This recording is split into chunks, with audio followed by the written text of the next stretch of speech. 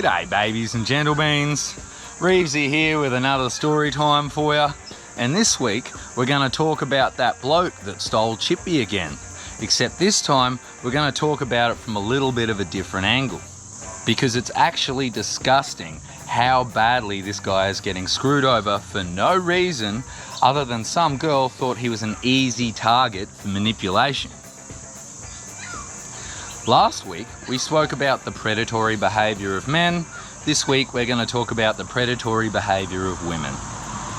But, as always, this is just a hypothetical example. I've totally fictionalised this story. So even though I am using the name and face of Connor Cartwright, pointing to alleged actual events, all other characters have been obscured and given aliases to protect their identity. And any relation to events that might have actually happened is pure coincidence. If you want to make a complaint about this video, you're going to have to explain in court why you think it's about you. So, that being said, this one does come with another Tigger warning, because we are going to talk about how a woman can commit SA against a man, and we'll be going into more detail about what happened to Connor leading up to the time that he stole Chippy, and why his mind was so bent out of shape by the manipulations conducted against him. And this is going to link in with our corrupt lawyer theme, because we are going to talk about how not only he was suppressed from coming out about what happened to him, but we're also going to talk about how the corrupt lawyer removed any police protections that may have been given to this guy. So, with that out of the way, let's jump into this week's story time. So this week we have 5 characters. First up we have Connor Cartwright. You might know him from my video about the dog thief of Darwin as Mr. Blue Balls. And might I say, his balls are looking extra blue this week. Next we have Tigger, who somehow keeps accidentally ending up in the position of our perpetrator. Back again covering this up, we have Ted Bundy, who doesn't seem to realise when a good time to stop is. And for our last 2 characters, we have the 2 best villain spotters in the hypothetical animated history, none other than Shaggy the Stoner and Scooby-Doo the dog. So our story begins when Connor is playing a covers gig at a pub and he meets the girly Tigger. Connor thinks he's the luckiest guy ever because Tigger is all over him with smoochies. But Connor doesn't realise the only reason he is getting affection from Tigger is to spite the bar owner because she hooked up with him last week. Tigger doesn't actually care about Connor at all. She is just triangulating him for her own means. So Connor thinks he is winning from Tigger, but in reality, she's putting him in a slightly dangerous situation with the pub owner that he's playing a gig at. But not realising this situation, he just ploughs forward on like nothing is wrong, despite this niggling feeling behind the eyes that something is not quite right. The only real indication of what she is about to do to him is the micro gestures written on her face in between her expression. Essentially, Tigger's goal is to establish a trauma bond with Connor, and when he's entrapped and unable to emotionally break free, she will abuse and destroy him until he is nothing but a shell of his former self. This slow grind is the way a woman uses to kill a man by psychologically wrecking him until he does the killing himself through some form of self-sabotage. She does this first by isolating him, so there's no one else around to see what's going on. She then forces his nervous system into elongated periods of a forced fawning response, so that when she removes his sexual consent later on, he doesn't even realise what's happening until it's too late. That's what a trauma bond is designed to do. So how this goes down, let's say Tigger suggests they go for a relaxing bushwalk over the long weekend. During the 72 hours they are alone together, Tigger makes sure at least half that time is spent in hypersexual contact without any actual sex. Every time Connor thinks sex is going to happen, she pulls away and tells him that they can't, because otherwise there's a voice in her head that is going to make out that Connor is a bad guy. So to stop that happening, she's the only one that is allowed to achieve orgasm during the relationship. It's the same lie he's been told for months. It makes a very toxic, one-sided relationship. But because he's thinking with his dick, he accepts it and allows her to fake a few orgasms while she builds him up to be the king. This push and pull thing goes on for days. And the whole time Connor's nervous system is being redlined because he's left with a really bad case of blue balls. Forcing a man's nervous system into overload like this is the equivalent of forcing a woman into PMS so she's emotional and easy to manipulate. But the whole reason this is occurring is so that on the last night, Tigger can finally achieve a real orgasm. She does this by making sure Connor is in a situation where he cannot get away easily. So the fact that they have hiked halfway up a mountain is perfect. Then she gets him extremely revved up, makes out like sex is really gonna happen this time, and right when he's ready to go, she whispers something extremely disturbing in his ear that makes him recoil in disgust. When he emotionally reacts, she puts it all back on him and starts screaming and carrying on about the fact that he is a bad guy for responding in the way that he has. And because he's been trained into a fawn response over the last 2 days, he's not strong enough to defy the trauma bond.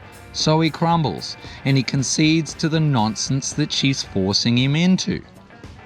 She then reminds him they were about to have sex and pulls the "but we can't really because I'll think you're evil" card again. And so emotionally broken and on the edge of crying, he is forced to give oral sex to Tigger just to make the situation end. But it's him pushing through the suffering that makes her orgasm. Tigger cannot be truly sexually satisfied unless the person she is with is in pain. The only way she's been able to get away with this is because of the trauma bond she inflicts on her victims. Connor's response is to think that it's all his fault and lay there sleepless for nights wondering what the hell happened. When he goes back to his normal life on Monday, everyone just keeps commenting on how scattered he seems and he can't seem to hold a train of thought for longer than a minute. Connor doesn't know it yet, but he's been tricked into allowing his abuser to abuse him. He goes and brags to his guy mates about how close he is to finally getting laid, projecting success to try protect him from the shame of being SA'd by a woman. But see, the damage comes when the shared fantasy between Tigger and Connor finally ends and the trauma bond is shattered. This happens when one day Connor goes walking by Tigger's house and spots his workmate's car out the front of her house. This destroys Connor. The idea that his workmate is getting sex from the girl he's worked hard for months to try and get there with has totally destroyed him, right? He is in an unsatisfied state and it turns him inside out to see this. So in an emotional rage, he decides to steal his workmate's dog and hold it hostage. But this doesn't work too well because the dog just breaks out and goes running back to his owner and dobs him in straight away. But down the track, when the dog's owner is telling everyone what happened, Tigger decides to file court action against the dog owner in an attempt to give themselves the victim role before it can be given to those who really need it. What this means for Connor is that because there's a court case between Tigger and the dog owner, the police are unable to answer his requests for help when he feels threatened by the man he stole the dog from. The reason the police cannot act is because it might interfere with the court case involving Tigger. So because Tigger lied and demanded protection first, Connor has no chance of police help. At this point is when Connor will want to email Reuben Reeves and ask for a copy of his corruption referral template to make a complaint to the Law Society with. Once this is completed, Connor might have some chance of getting police help to help defend him. against the man who is extremely pissed off that he stole his dog. So now that you need some help, Connor, who are you gonna call? So, thanks again, guys and girls, for joining me this week to talk about something quite difficult. I know these subjects are hard for some people, but I would like to remind you that I just want you to accept these lessons as an act of good faith, right? Because what is good for you and I is good for the family. And what is good for the family is good for everybody. So these little lessons might just save your life one day. And to that end, there's still a possibility that I may go missing over the next few weeks or months due to flying too close to the truth. So if you don't see me release episode 4, please call the police. They already know who to speak to about my disappearance. But until something happens, I'm just going to chill out. I'm not going to worry about it, all right? And I want you all to grow up big and strange. And remember, never judge anybody till you walk around for a mile where their shoes have been. Oh, yeah.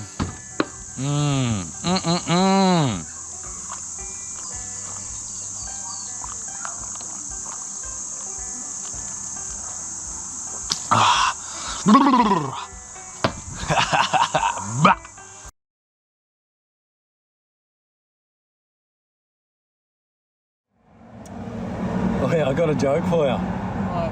What's the difference between a lentil and a chickpea? What? I've never let a lentil on my face. This.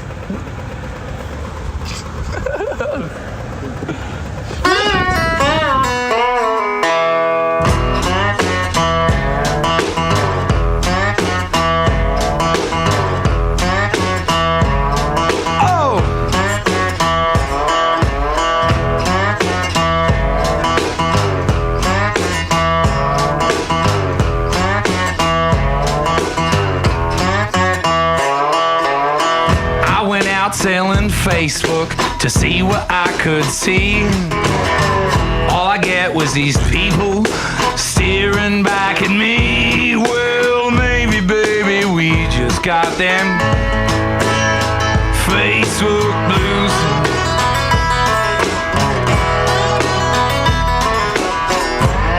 So you got Facebook, or has Facebook got you?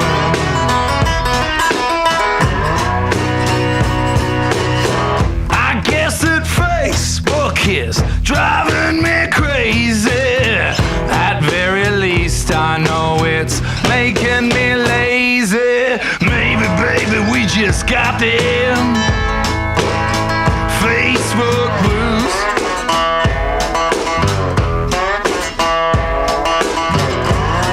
So you got Facebook, or has Facebook got you?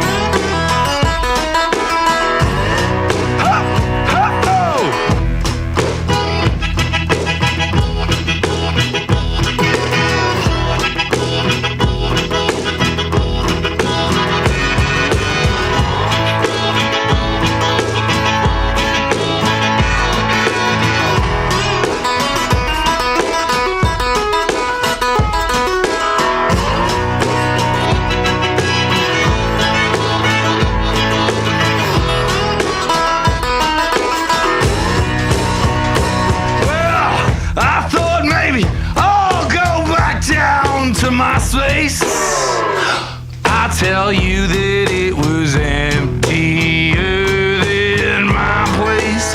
Maybe, baby, we just got them Facebook blues.